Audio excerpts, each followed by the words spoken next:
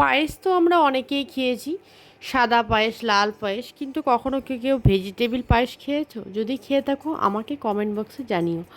নমস্কার বন্ধুরা, আমি প্রিয়াঙ্কা, তোমাদের সকলকে আরও একবার নতুন করে স্বাগত জানাচ্ছি আমার channel Priyanka's kitchen recipe in বেঙ্গলিতে। আশা করছি আজকের ভিডিওটা কিন্তু তোমরা স্কিপ না করে দেখবে, ভালো লাগলে লাইক কমেন্ট শেয়ার করে দিও। তো দেখো, আমি এখানে ভেজিটেবিল পায়েস করার জন্য দুটো মিষ্টি আলু নিয়েছি, একটা মিষ্টি আলু নিয়েছি আর একটা নিয়েছি গাজর। এই মিষ্টি আলু আর গাজরের খোসাটা প্রথমে ভালো করে ছাড়িয়ে নেব, তাই আমি খোসাটাকে ভালো করে পরিষ্কার করে নিচ্ছি। আমরা তো অনেকেই পায়েস করি, লাল পায়েস যেটা গুড়ের হয়, খেজুরের গুড়ের, আর সাদা পায়েস যেটা আমরা চিনি দিয়ে করি, কিন্তু আজকে আমি তোমাদের সঙ্গে ভেজিটেবিল পায়েস শেয়ার করব। পুরো ভিডিওটা স্কিপ না করে দেখতে থাকো, তাহলে বুঝে যাবে আমি কিভাবে এই পায়েসটা রান্না করছি। এটা কিন্তু দেখতেও যেমন সুন্দর হয়, খেতেও খুব টেস্ট হয় আর খুবই হেলদি, কারণ আমরা জানি ভেজিটেবিল আমাদের জন্য কতটা স্বাস্থ্যকর। তাই এটা কিন্তু বাচ্চাদেরকেও করে খাওয়াতে পারো। যেসব বাচ্চারা পায়েস খেতে ভালোবাসে তাদেরকে কিন্তু এই পায়েসটা করে দেওয়া যেতেই পারে। দারুণ লাগবে খেতেও কিন্তু দারুণ হয়, আর এটা খুবই হেলদি একটা খাবার। ভালো করে খোসা ছাড়িয়ে গ্রেট করে নিলাম গাজর আর মিষ্টি আলুটা। চাইলে এর মধ্যে কুয়াশ, লাউ বা মিষ্টি কুমড়া এগুলোও অ্যাড করা যেতে পারে। আমার কাছে অ্যাভেলেবেল ছিল না, দুটো জিনিস অ্যাভেলেবেল ছিল, ভাবলাম এই দুটো দিয়েই বানিয়ে দেখাই তোমাদেরকে। ভালো করে গ্রেট করে নিয়ে চিপে রসটাকে বের করে নিতে হবে। আর মিষ্টি আলু আর এখানে নিয়েছি গাজর, দুটোকেই দেখো আমি ভালো করে চিপটে রসটা বের করে নিচ্ছি, আর চিপে ছাবড়াগুলো আমি আলাদা করে দিচ্ছি। এবার দেখো রসটা আমি সরিয়ে দিলাম, আর যেই বাটির থেকে আমি চিপে নিয়েছি সেই বাটিটা আমি নিয়ে নিলাম। এবার প্রেশার কুকারে রান্না করব আজকের আমি পায়েসটা। প্রেশার কুকারে 1 চামচ ঘি দিয়ে দিলাম। ঘিটা গরম হতেই গ্রেট করে নেওয়া আলু আর গাজরটাকে দিয়ে দিলাম। দিয়ে এবার নাড়াচাড়া করব 3 থেকে 4 মিনিট। খুব ভালো করে ঘিয়ের মধ্যে গাজর আর মিষ্টি আলুটাকে নাড়াচাড়া করে নিতে হবে। 3 থেকে 4 মিনিট নাড়াচাড়া করার পর আমি এখানে নিয়েছি গোবিন্দভোগ চাল। চালটাকে আগের থেকেই ভালো করে ধুয়ে নিয়েছিলাম। এবার চালটাকেও আমি দিয়ে দিলাম প্রেশার কুকারের মধ্যে।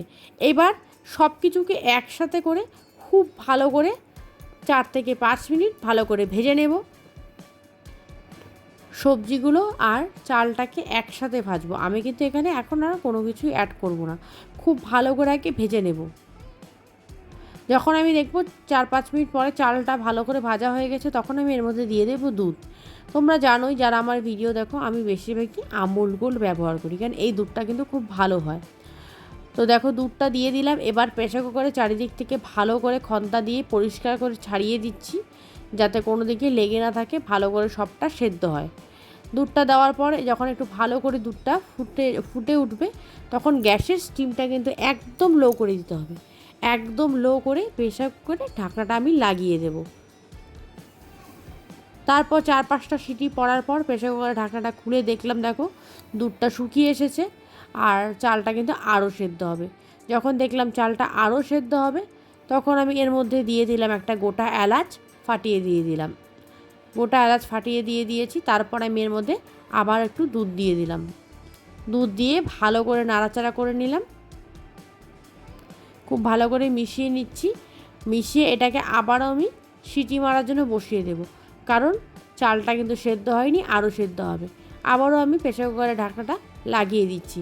আরও 5 থেকে 7টা সিটি পরে নেব। 5-7টা সিটির পরে দেখো আমার কিন্তু পায়েসের চালটা কিন্তু খুব ভালো করে সিদ্ধ হয়ে গেছে, আর পায়েসটা কিন্তু ঠিক এরকম থিকনেসই আমি নামাবো। গ্যাসের স্টিমটা কিন্তু একদম লো আছে। এখন আমি এর মধ্যে দিয়ে দেব খেজুরের গুড়। এখানে খেজুরের গুড়টা আগের থেকে আমি কেটে রেখেছিলাম, তোমরা চাইলে চিনি দিয়েও করতে পারো। আমি এখানে খেজুরের গুড়টা দিলে বেশি টেস্টি হবে, তাই খেজুরের গুড়টাই ব্যবহার করলাম। না থাকলে চিনি দিয়েও করা যেতে পারে, খেতে কিন্তু দারুণ হয়। খেজুরের গুড়টা দিয়ে সঙ্গে সঙ্গে আমি গ্যাসের ওভেনটা অফ করে দিলাম, নাহলে ফেটে যেতে পারে।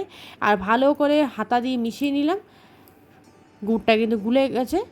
আর এই দেখো পায়েসটা কিন্তু আমার একদম রেডি। দেখতে কিন্তু দারুণ হয়েছে, এটা শুধু দেখতে না, খেতেও দারুণ হয়েছে। ভিডিওটা ভালো লাগলে প্লিজ আমাকে একটা লাইক করে দিও, আর নতুন হলে চ্যানেলটাকে সাবস্ক্রাইব করে দিও। তোমরা বানিয়ে খেয়ে আমাকে কমেন্ট বক্সে জানিও। দেখা হচ্ছে নেক্সট ভিডিওতে। টাটা।